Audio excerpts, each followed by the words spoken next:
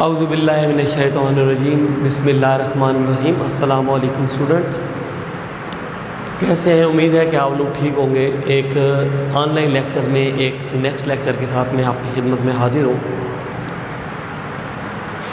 Student, आज last time भी हम पढ़ रहे थे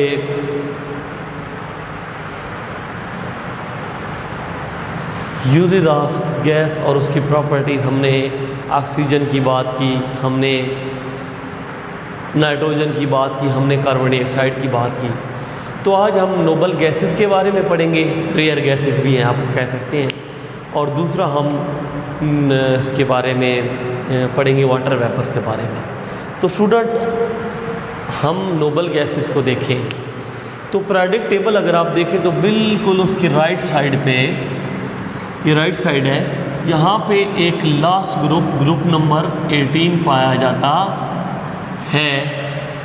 ये सारी नोबल गैसेस हैं जिनमें हमारे पास हीलियम है, नियोन है, आर्गॉन है, क्रिप्टॉन है, जीनॉन है। ये सारी नोबल गैसेस हैं। तो नोबल गैस की एक प्रॉपर्टी ये होती है कि नोबल गैसेस क्या होती हैं? नोबल गैसेस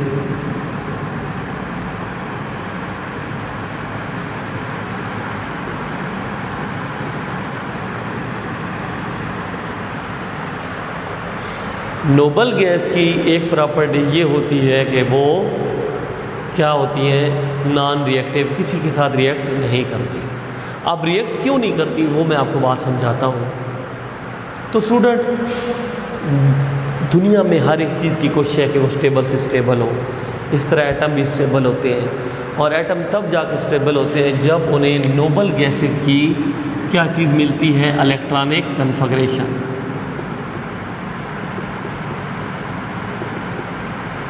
उन्हें इलेक्ट्रॉनिक कन्फिगरेशन नोबल गैसेस की मिलती है। अब स्टूडेंट, एक बात बताता हूँ कि अगर किसी भी एलिमेंट के वैलेंस शेल में 2 या 8 इलेक्ट्रॉन हैं तो वो स्टेबल है। 2 या 8 इलेक्ट्रॉन हैं तो वो स्टेबल है। और सिर्फ ये 2 और 8 इलेक्ट्रॉन्स, 2 तो चंद एलिमेंट के लिए, सिर्फ ये कहाँ पे पाए जाते हैं? नोबल गैसेस के वैलेंस शेल में। तो 2 या 8 इलेक्ट्रॉन हो तो उसका मतलब है कि वैलेंस शेल क्या होता है? कंप्लीट होता है। और जब वैलेंस शेल कंप्लीट हो तो फिर इलेक्ट्रॉन की ज़रूरत ही नहीं पड़ती। अब मैं आपको समझाता हूँ नोबल गैसेस की वैलेंस इलेक्ट्रॉन कितने होते हैं। 2 हैं। अब एक मेरी और बात सुन लें कि पहले शेल में हमेशा 2 इलेक्ट्रॉन आते हैं, दूसरे में 8, तीसरे में 18, चौथे में 32 आते हैं, 80 से आगे, और भी इसी तरह चलता रहता है। नियोन के टोटल इलेक्ट्रॉन हमारे पास 10 हैं। अगर हम इस लिहाज से देखें तो पहले शेल में 2 और दूसरे में 8। आर्गॉन के 18 होते हैं। पहले शेल में 2 आ गए, दूसरे में 8, अब 10 हो गए। हमें 18 चाहिए, ये हमारे पास 10 हो चुके हैं तो 8 और आएंगे। इसके 36 इलेक्ट्रॉन्स हैं। पहले में 2, दूसरे में फिर 8 आएंगे, तीसरे में 18 आएंगे। अब चौथे में 32 हैं, लेकिन हम तो 32 नहीं लगा सकते, हमें तो टोटल 36 पूरे करने हैं। तो नेक्स्ट में भी 8 आएंगे। EDC आगे सिलसिला जारी रहता है। तो इसका मतलब है कि इनके वैलेंस शेल में हीलियम के सिर्फ 2 इलेक्ट्रॉन हैं, बाकी सबके 8 इलेक्ट्रॉन हैं। और जब 2 या 8 इलेक्ट्रॉन हो तो वैलेंस शेल कंप्लीट होता है। फिर मज़ीद कोई जो है ना, वो नो एक्स्ट्रा स्पेस, कोई मज़ीद स्पेस नहीं होती कि इलेक्ट्रॉन उसके अंदर आ जाए। और ये एक प्रॉपर्टी सिर्फ नोबल गैसेस की है, क्योंकि नोबल गैसेस के वैलेंस शेल कंप्लीट होते हैं। इसका मतलब है कि नोबल गैसेस क्या करती है? डू नॉट लूज, गेन और शेयर इलेक्ट्रॉन्स। वो इलेक्ट्रॉन को शेयर ना गेन करती है, ना लूज़ करती है, ना शेयर करती है। मीन्स कि वो किसी के साथ रिएक्ट नहीं करती।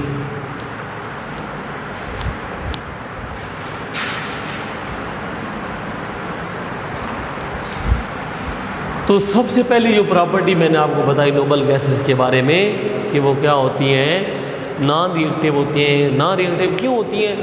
क्योंकि उनके वैलेंस शेल में 2 या 8 इलेक्ट्रॉन होते हैं, और जब 2 या 8 इलेक्ट्रॉन हो तो वो कम्प्लीटली शेल उनका फेल होता है, उनको मज़ीद इलेक्ट्रॉन की ज़रूरत नहीं होती। जब ना वो इलेक्ट्रॉन को लूज़ करे, ना गेन करे, ना शेयर करे, तो इसका मतलब है वो फिर किसी के साथ रिएक्ट भी नहीं करती। तो ये इसकी पहली प्रॉपर्टी थी। अब हम बात करते हैं कि इनकी परसेंटेज क्या है।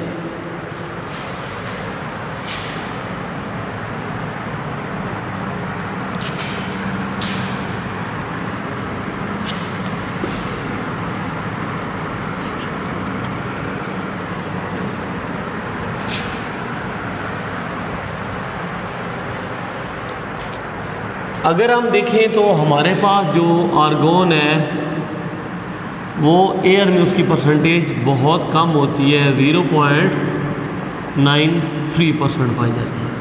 एयर में इसकी परसेंटेज क्या होती है? 0.93%, यानी ये बहुत स्मॉल अमाउंट में पाई जाती है। तो दो इसकी प्रॉपर्टीज़ हैं। पहली प्रॉपर्टी मैंने आपको क्या बताई थी कि दे डू नॉट रिएक्ट, ये रिएक्ट नहीं करती। They do not cause burning,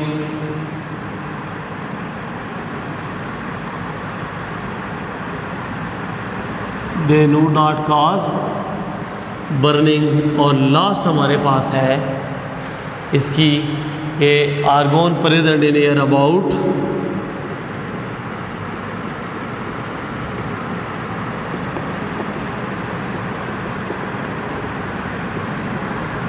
0.93%। तो ये इसकी क्या है प्रॉपर्टीज हैं। आप इसको एक दफ़ा अच्छी तरीके से देख लें।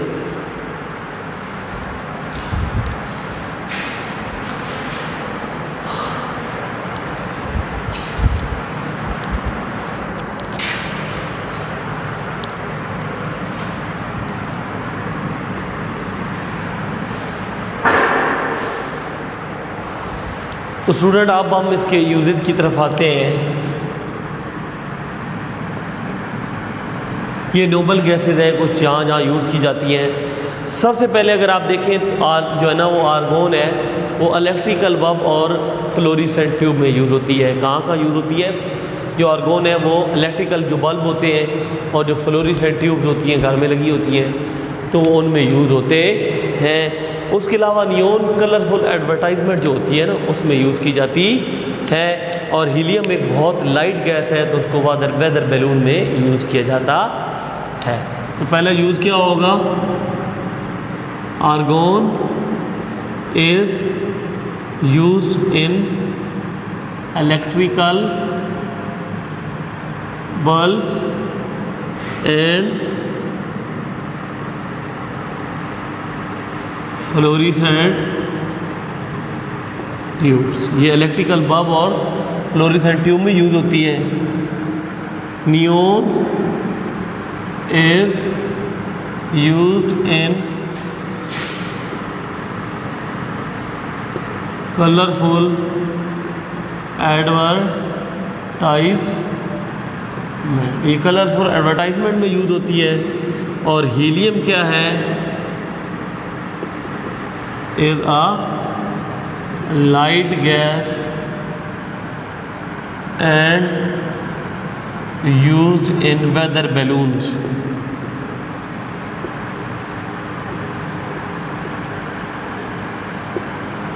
तो ये सारे इसके क्या यूजेज हैं। आर्गोन को हम इलेक्ट्रिकल बल्ब और फ्लोरेसेंट ट्यूब में यूज़ करते हैं।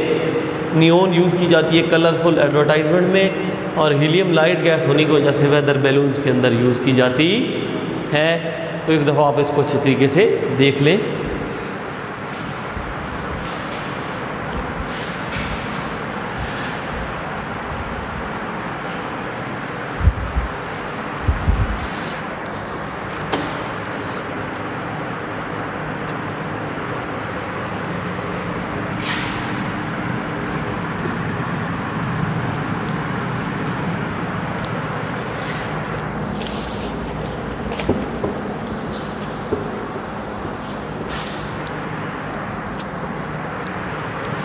स्टूडेंट उसके बाद हम बात करते हैं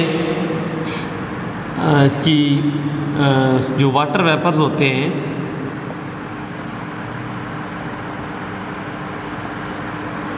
जो वाटर वेपर्स होते हैं वो जो है ना वो बहुत कम मिकदार में जो है ना वो पाए जाते हैं। जो वाटर वेपर्स की परसेंटेज होती है एयर के अंदर वो बहुत कम होती है, और ये वेदर जिस तरह चेंज होता है उसके साथ साथ ये भी चेंज होती रहती है। जब ये बहुत ज़्यादा अमाउंट में आ जाते हैं उसके एयर के अंदर तो ये किस चीज़ का बायस बनते हैं? बारिश का बायस बनते हैं। किस चीज़ का बायस बनते हैं? बारिश का बायस बनते हैं। उसके अलावा प्लांट्स और एनिमल में जो उसका एवोपरेशन का रेट होता है उसको भी ये कंट्रोल करते हैं। उसके अलावा ये भी है कि बाद औक़ात ये स्मोक बनाते हैं, और स्मोक क्या है? Combination of smoke and fog. तो वाटर वेपर्स क्या पाए जाते हैं? बहुत स्मॉल अमाउंट में होते हैं, और क्या है? Change the amount with change in weather, with change in weather. Weather change होता है तो उनकी अमाउंट भी चेंज हो जाती है। Heavy amount of water vapours cause rain. जो बहुत ज़्यादा हैवी अमाउंट होती है वो बारिश का बायस बनती है। और ये क्या करते हैं? Control rate of evaporation in plants and animals. Plant और एनिमल में एवोपरेशन का रेट कंट्रोल करते हैं। उसके अलावा क्या करते हैं? Cause smog. किस चीज़ का बायस बनते हैं? स्मॉग का। और ये क्या है? Combination of smoke and fog. तो वाटर वेपर ये बहुत कम अमाउंट में पाए जाते हैं। ये जब कार्बन डाइऑक्साइड के साथ शामिल होते हैं तो ये टेम्परेचर को मेंटेन रखते हैं, और इनकी अमाउंट चेंज होती रहती है विद चेंज इन वेदर। जब बहुत ज़्यादा अमाउंट में ये होते हैं वाटर वेपर तो किस चीज़ का बायस बनते हैं? बारिश का बायस बनते हैं। इसके अलावा प्लांट और एनिमल में एवोपरेशन के रेट को कंट्रोल करते हैं। बहुत औक़ात ये स्मोक का बायस बनते हैं, और स्मोक क्या है? Combination of smoke and fog, यानी धुंध और धुएँ का जो मजमूआ होता है वो स्मोक कहलाता है। तो स्टूडेंट, उम्मीद है कि आप लोगों ने इसको समझा होगा। इसको आपने अच्छे तरीके से करना है। बहुत शुक्रिया।